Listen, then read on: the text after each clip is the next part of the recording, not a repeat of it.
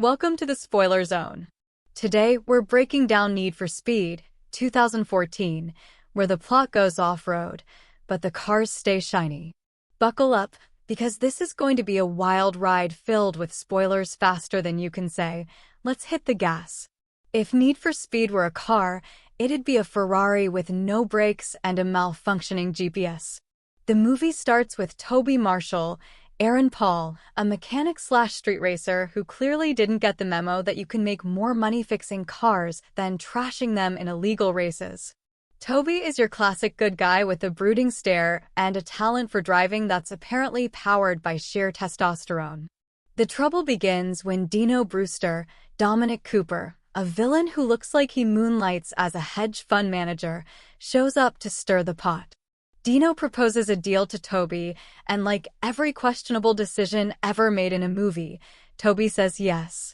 Cue a race that ends tragically when Dino pulls a move and sends Toby's best buddy, Pete, into a fiery doom. R.I.P. Pete, you were too innocent for this world and too predictable for this script. Fast forward 2 years, because every revenge plot needs a dramatic time skip, and Toby is out of jail, ready to clear his name and take down Dino. But how does one seek justice in the Need for Speed universe? By entering an underground cross-country race, of course.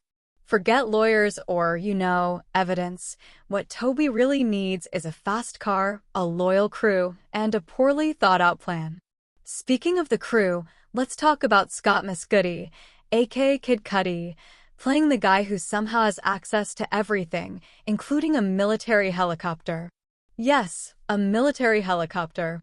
Why? Because logic took a pit stop somewhere back in Act 1. Then there's Rami Malek, whose most memorable scene involves him quitting his job by stripping naked in front of his coworkers. Honestly, it's the kind of chaotic energy this movie desperately needed more of. The journey is filled with high-speed chases, cop cars flipping like pancakes, and Toby defying every law of physics.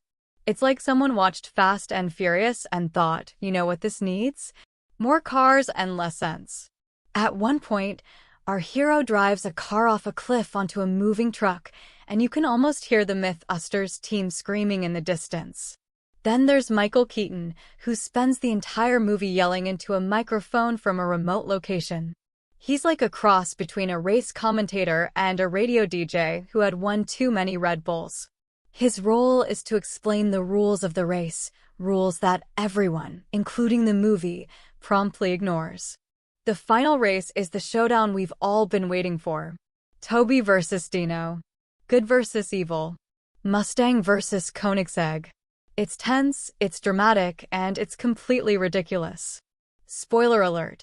Toby wins, Dino gets arrested, and the audience is left wondering why this movie spent 2 hours on a plot that could have been resolved with a dash cam.